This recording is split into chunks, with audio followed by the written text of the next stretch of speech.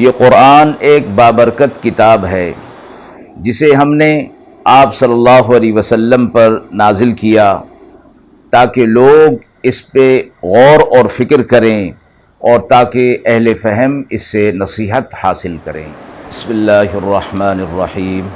السلام علیکم ورحمۃ اللہ وبرکاتہ۔ ناظرین کرام، درس قرآن مجید کے آج کے اس پروگرام میں ہم سورہ احزاب کی آیت نمبر 32 تا آیت نمبر 34 کا ترجمہ اور تفسیر پیش کر رہے ہیں اور آخر میں پوچھے گئے سوال کا جواب ہوگا۔ اعوذ باللہ من الشیطان الرجیم، بسم اللہ الرحمن الرحیم۔ یا نساء النبی لستن کأحد من النساء ان اتقیتن فلا تخضعن بالقول فيطمع الذي في قلبه مرض وقلن قولا معروفا وقرن في بيوتكن ولا تبرجن تبرج الجاهلية الأولى وأقمن الصلاة وآتين الزكاة وأطعن الله ورسوله إنما يريد الله ليذهب عنكم الرجس أهل البيت ويطهركم تطهيرا واذكرن ما يتلى في بيوتكن من آيات الله والحكمة إن الله كان لطيفا خبيرا۔ آیات مبارکہ کا ترجمہ ملاحظہ فرمائیں۔ اے نبی صلی اللہ علیہ وسلم کی عورتوں، تم نہیں ہو ایسی عورت جیسے کہ اور عورتیں ہیں۔ اگر تم خوف رکھو سو تم دب کر بات نہ کرو، پھر لالچ کرے کوئی جس کے دل میں روگ ہے، اور تمہیں معقول بات کہنی چاہیے، اور ٹھہرے رہو اپنے گھروں میں اور دکھلاتی نہ پھرو جیسا کہ دکھلانا دستور تھا پہلے جاہلیت کے وقت میں، اور نماز قائم رکھو اور زکوٰۃ دیتی رہو اور اللہ اور اس کے رسول صلی اللہ علیہ وسلم کی اطاعت کرتی رہو۔ اللہ یہی چاہتا ہے کہ تم سے بری باتوں کو دور کر دے اے نبی کے گھر والوں، اور تمہیں پاک صاف کر دے، اور یاد کرو جو پڑھی جاتی ہیں تمہارے گھروں میں اللہ کی آیتیں اور حکمت کی چیز، بے شک اللہ جاننے والا خبردار ہے۔ پچھلی آیت میں ازواج مطہرات کو رسول اللہ صلی اللہ علیہ وسلم سے ایسے مطالبات سے روک دیا گیا تھا جن کا پورا کرنا آپ صلی اللہ علیہ وسلم کے لیے دشوار ہو، یا جو آپ صلی اللہ علیہ وسلم کی شان کے مناسب نہ ہو، اور جب انہوں نے اس کو اختیار کر لیا تو ان کا درجہ عام عورتوں سے بڑھا دیا گیا اور ان کے ایک عمل کو 2 عمل کے مقابل کر دیا گیا۔ آگے ان کی اصلاح اور رسول اللہ صلی اللہ علیہ وسلم کی صحبت اور زوجیت کے لیے مناسب بنانے کے لیے چند ہدایات دی گئی ہیں۔ یہ سب ہدایات اگرچہ ازواج مطہرات کے لیے مخصوص نہیں بلکہ تمام ہی مسلمان عورتیں ان امور کی پابند ہیں، مگر یہاں ازواج مطہرات کو خصوصی خطاب کر کے اس پر متوجہ کیا کہ یہ اعمال اور احکام سب مسلمان عورتوں کے لیے لازم اور واجب ہیں، آپ کو ان کا اہتمام دوسروں سے زیادہ کرنا چاہیے۔ چند ہدایات جو ازواج مطہرات کو ان آیات کے اندر دی گئیں۔ پہلی ہدایت عورتوں کے پردے سے متعلق ہے کہ آواز اور کلام کی پابندی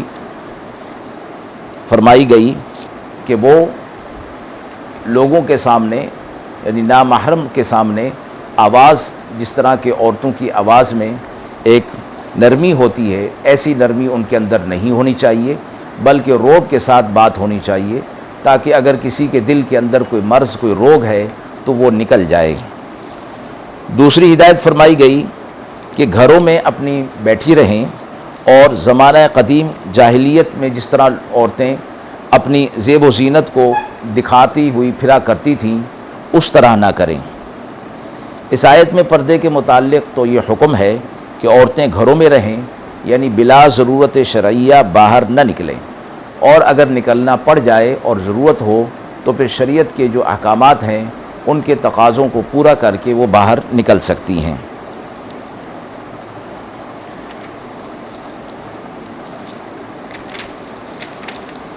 اس کے بعد تیسری ہدایت دی گئی کہ وہ نماز قائم کریں، چوتھی ہدایت زکوٰۃ دیں، پانچویں ہدایت اللہ اور اس کے رسول صلی اللہ علیہ وسلم کی اطاعت کریں۔ دو ہدایتوں تفصیل کے ساتھ گزر چکی، یعنی غیر مردوں سے کلام میں نرمی اور نزاکت اختیار نہ کریں اور گھروں سے بلا ضرورت نہ نکلیں۔ اس کے بعد تین ہدایتیں اس میں آ گئیں، نماز قائم کرنا، زکوٰۃ دینا اور اللہ اور اس کے رسول صلی اللہ علیہ وسلم کی اطاعت کرنا۔ یہ کل 5 ہدایتیں ہیں جو عورتوں کے لیے دین کی مہمات میں سے ہیں، یعنی اہم چیزوں میں سے ہیں۔ اس کے بعد فرمایا کہ اللہ چاہتا ہے کہ اہل بیت سے جو بری چیزیں ہیں وہ دور کر دے اور انہیں پاک کر دے۔ پوری امت ان احکامات کی مکلف ہے، مگر ازواج مطہرات کو خصوصی خطاب اس لیے دیا گیا کہ وہ اپنی شان اور اہل بیت میں ہونے کی وجہ سے ان اعمال کا انہیں زیادہ اہتمام کرنا چاہیے۔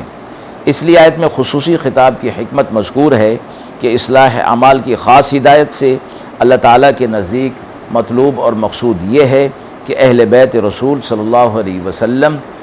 گندگی اور برے اخلاق اور برے اعمال سے پاک ہو جائیں، اور ساتھ ہی اس بات کو بھی یاد دلا دیا کہ ازواج مطہرات اس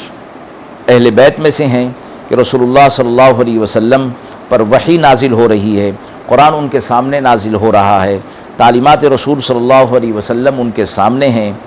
اور یہ دوسرے لوگوں کو بھی اس کا ذکر کرتی ہیں، لوگوں سے کریں اور ان تک یہ اعمال اور افعال پہنچائیں۔ اس لحاظ سے ان کا درجہ بہت بلند ہے اور آخرت میں ان کے لیے اجر عظیم ہے۔ آیت کے حوالے سے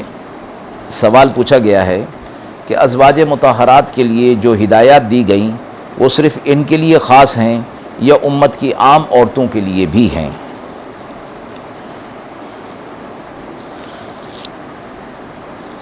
مذکورہ آیات کے اندر ازواج مطہرات کے ساتھ کے لیے جو ہدایات دی گئی ہیں، نماز کی ادائیگی، زکوٰۃ اور اللہ کے رسول صلی اللہ علیہ وسلم کی اطاعت اور عورتوں کے پردے سے متعلق،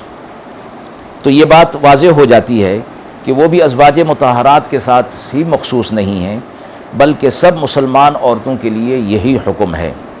رہا یہ کہ ان ہدایات کے ذکر سے پہلے قرآن نے یہ فرمایا ہے کہ لستن کاحد من النساء، کہ تم عام عورتوں کی طرح نہیں ہو۔ ازواج مطہرات کو فرمایا گیا کہ تم عام عورتوں کی طرح نہیں ہو، اس لیے بظاہر یہ معلوم ہوتا ہے کہ ان کی تخصیص ہے اور یہ ہدایت خاص ان کے لیے ہیں۔ فرمایا گیا کہ تخصیص کے احکام کی نہیں بلکہ ان پر عمل کے اہتمام کی بات کی گئی ہے، یعنی جس طرح کہ یہ احکامات ہیں اور ان پر تمام عورتوں کو پر عمل ان کا واجب ہے کرنا، ان کو اختیار کرنا، ازواج مطہرات ہونے کے اعتبار سے آپ کے لیے ان پر عمل کا اہتمام کرنا زیادہ ضروری ہے۔ ان کی شان چونکہ اعلیٰ اور عرفہ ہے، اس لیے جو احکام تمام مسلمان عورتوں پر فرض ہیں ان کا اہتمام ان کو زیادہ کرنا چاہیے۔ وآخر دعوانا ان الحمد للہ رب العالمین۔